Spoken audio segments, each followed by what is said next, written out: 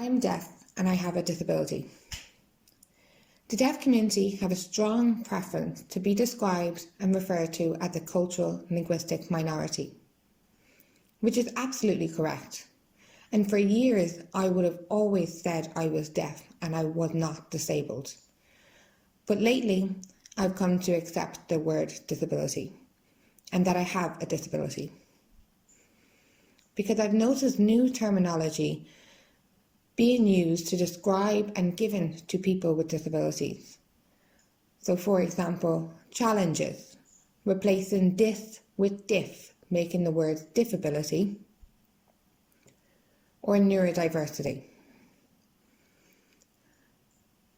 All of these new labels being created, all to avoid using the word disability.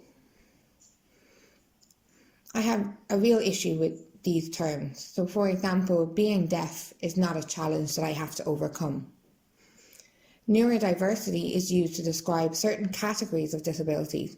So for example, autism, dyslexia, people who learn and use their brain in a different way.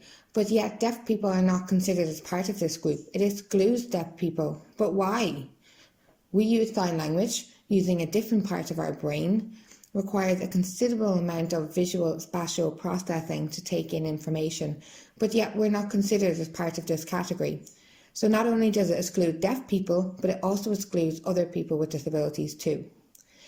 I think that people with disabilities need to work together in a coherent way, because we're stronger together, because society is the one that disables us.